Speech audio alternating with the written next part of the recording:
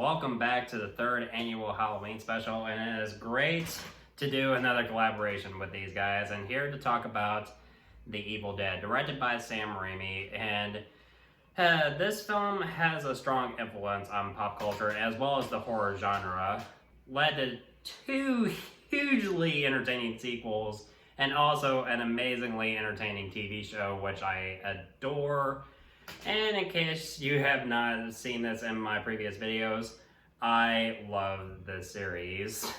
And of course, these two guys do too. I mean, we have like a very close connection to Sam Raimi's work, especially since I was a kid. I mean, a little personal info about myself. As a kid, I adored the original Spider-Man trilogy, but over the years, I've grown to have like a little bit of mixed feelings about Spider-Man 3, but the first two in the trilogy, I adore those films. But mostly when it comes to the Evil Dead trilogy, they are special to a lot of people, especially to those who love horror films. What's your connection to the Evil Dead trilogy? Well, like,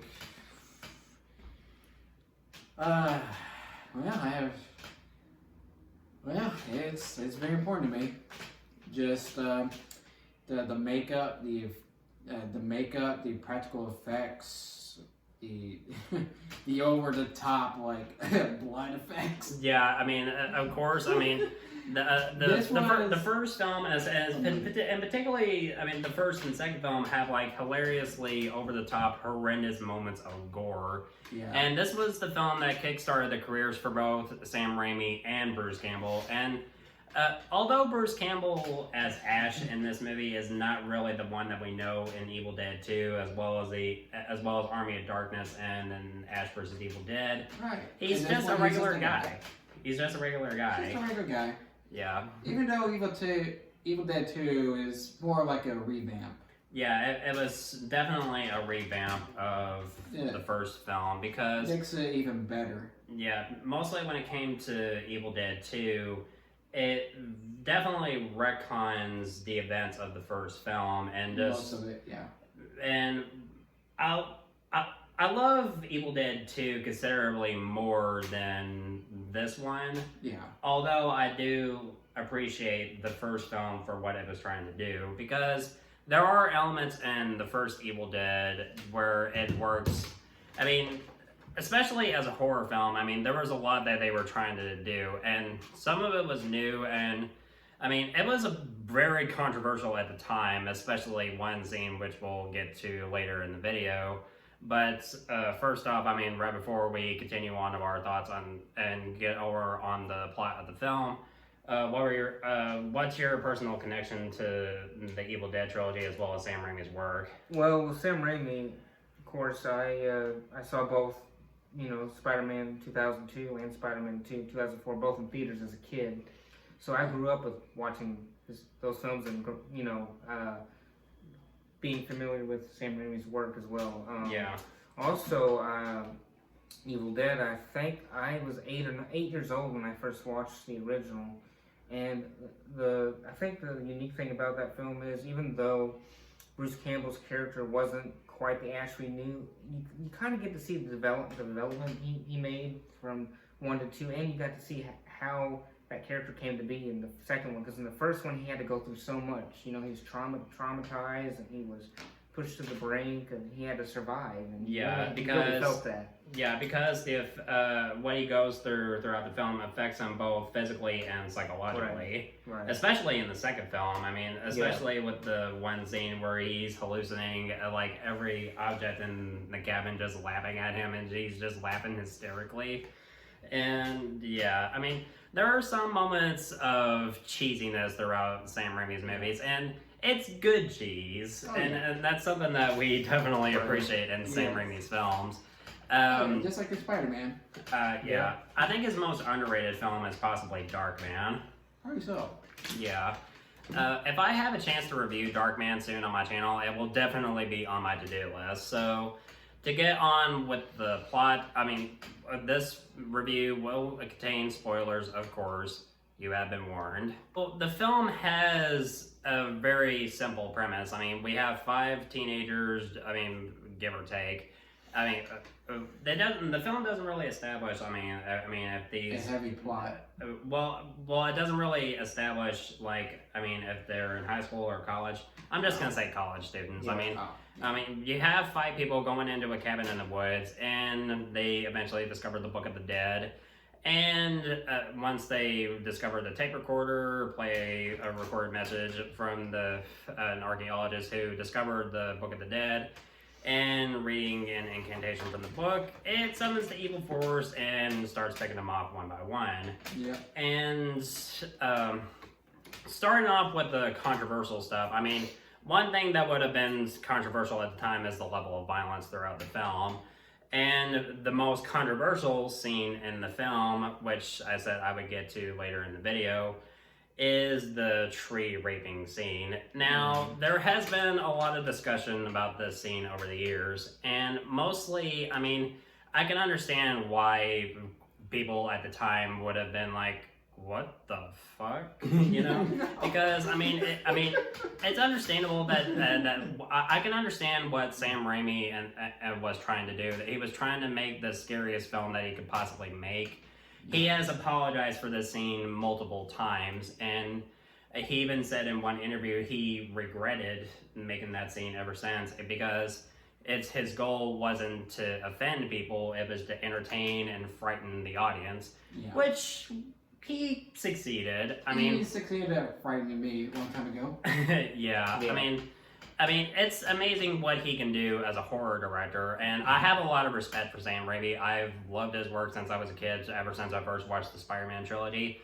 And what they managed to accomplish with these effects, I mean, the makeup, it still holds up, and there are some uses of stop motion as well. I love the use of stop motion towards the end of the film, and also, mostly when it comes to the performances, I mean, the acting, I mean, it works in some areas. There's some that where the dialogue can be a bit hokey sometimes. That's only the most minor nitpick that I have with the film. Mostly when it comes to Bruce Campbell, I mean, I love Bruce Campbell. I've always loved Bruce Campbell. I mean, you cannot hate Bruce Campbell. I mean, it would be a crime. I would consider that a crime to hate Bruce Campbell. Wouldn't you both agree? Oh yeah, most definitely. Yeah. What would your thoughts be on the level of violence? I mean, do you think it was worthy of that controversy at the time? I think so, because the level of violence is it's a bit excessive and just way over the top. Yeah, I mean, especially in its third act. Yeah, Sam Raimi's films do like to go a bit over the top. I mean, there is a slight bit of humor, but though there is not much humor in this film that it's like there is gore. Yeah, it's a straight up gore fest. I mean, mostly when it came to Evil Dead 2 as well as Army of Darkness, that's when Sam Raimi started to push up the humor. Yeah. And that I definitely respect, because he was trying to at least try to do something different with these films. Yeah. I mean, because, if you watch the first Evil Dead, is a straight up horror film. It's meant to scare the ever-living shit out of you. The first, the second film, yeah, Evil Dead 2 was the perfect balance of both comedy and horror, and Army of Darkness was pure slapstick. And I do like Army of Darkness for what it was trying to do in regards to having too much comedy, but too much comedy can be a bit of a criticism for some fans. So I don't really have much criticisms about Army of Darkness. Neither do I. But I don't really have much criticism about most of the films. No. Yeah, sure, I do have some mixed feelings about the reboot as well. So, what would your thoughts be on? What would your overall thoughts be on the film? If you love, just the first film. Yeah. Yeah. Well, it was just. It started the foundation, it's really set the tone for the series, and I think in that way it's special because it really set the standard for high-paced, top action, and gore, and I think it's one of the first, not only is it really started Sam Raimi's career. That's what made him famous, really, with the Evil Dead series. That's how he kind of made a name for himself. Yeah. And also, I think it really captures, you know, what can go wrong in a movie if anything goes wrong. Everything goes wrong in that movie. It's just I mean, really, shit completely just hits the fan and almost any way possible. Plus, it's very suspenseful. Right. Yeah. Yeah, and that's another thing that I respect about the Evil Dead. If you love blood and chopped limbs, you got plenty of that. Yeah, especially when Shelly gets possessed and Scott, her boyfriend, is forced to dismember her with an axe. I like how they managed to achieve this scene, and it works very well. I mean, especially for a film that has a low budget. Apparently, this film had a budget of $350,000. Between, I think it was between 350,000 to 400,000. Even then, that was extremely low. I mean, but it was higher than the first Halloween from 1978. Yeah, but just a bit higher. Yeah. So. And they really did use that budget. Oh yeah. I think like most of the budget like mostly went towards like the blood and especially the stop motion effects. The practical effects as well as the stop motion.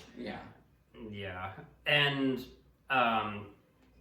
as for how Ash eventually like becomes the last survivor for the film, I mean, it works in some way. It does. I mean, because at first, I mean, if you're not familiar with the series at all, and if you just watch the first film just the first film alone, you're like, how does this guy survive at the end? Because I mean, for most of the film, he just does nothing most of the time. Yeah, till like the third act. Really. Yeah. And I mean, when he's like the only one left, and everyone else is possessed, and and when it comes to his sister Cheryl, who is the first person to get possessed, she is terrifying throughout the film. I mean, I'm like how what they managed to achieve with the sound effects, mostly with the demonic screeching and laughing and everything, and of course the creepy "join us" voice. That alone is just. Terrifying. Yeah, that is terrifying. Gives me chills down my spine. Yeah, and Linda, I mean, she apparently just, she looks like she's having the time of her life. She just giggles so much. Yeah. When she gets possessed. Yeah, I think it was a bit over the top. Yes. It was so cheesy, but in a good way. Yeah, it definitely was. I mean, that's something that cheesiness, that's something that I love in Sam Raimi's movies. Yeah, it's he knows how it's going to appeal to the audience. He knows what works, and that's why we love it, because it's good for what it is. He's trying to I think what he's trying to do is, he's trying to make it, have a mix of comedy and horror, and well, it wasn't until Evil Dead 2. Right, but you can kind of tell that that's kind of the direction he was going towards in the series. Yeah. And mostly how the film ends, right when Ash throws the Book of the Dead and the fireplace, the stop motion effects used when Cheryl and Scott start to like dissolve, it is amazing, especially when you look at the book as well. Yeah, and the tongue on the book. Yeah, I mean, that was weird. It was weird and also a bit silly at the same time. It was so funny. And if I didn't talk about the cinematography in this movie, that would have been a failure. Oh, man, I like what they How can managed. you not? How can you talk about Evil Dead without talking about the amazing camera work? Oh yeah, the camera work in this film, especially with the opening shot alone, I mean that immediately sets the tone throughout the rest of the film. Yeah, Because it gives me that chilling feeling of how The Shining opens. Yeah, but it gives you that feeling that that like there is some evil presence within this area. Yeah, Yeah. very similar to The Shining. Yeah, and the last shot of the film where the camera is just like speeding through, like towards the cabin, just breaks through the door and just, I mean, and then just rams right into ash, ending with that scream. Originally, they were gonna kill him off. Right.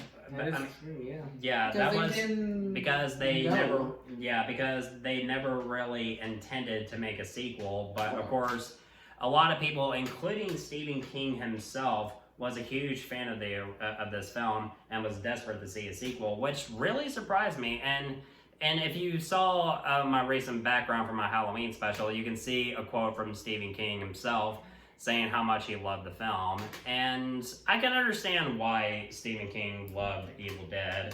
So it's not all by means perfect. I mean, it does have its flaws, mostly due to its budget and some other things. Some of the dialogue is a bit hokey, but nevertheless, it's a classic in the horror genre. And I'm gonna give The Evil Dead an A. So guys, yeah, definitely check this out if you have not. It is worth adding in your collection if you are a fan of horror. And guys, it felt so great to collaborate with you guys once again. It's been so long since we've done one of these. And I'm just like, I felt like we're coming back home. It's just like, yes. Yes.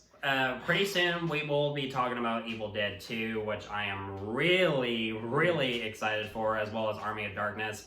And we're probably planning on collaborating on The Shining, even though I reviewed that on my first Halloween special. I mean, there were some things that I've done on my channel. I mean, on my earlier videos that I'm not particularly proud of, mostly because I thought my set was awful. But I'd like to think that I've gotten better over the years. So yeah, I'm definitely excited about what I'll be doing later. We need to review that and Jaws this year. I think you did Jaws, didn't you? Yeah, that was the first.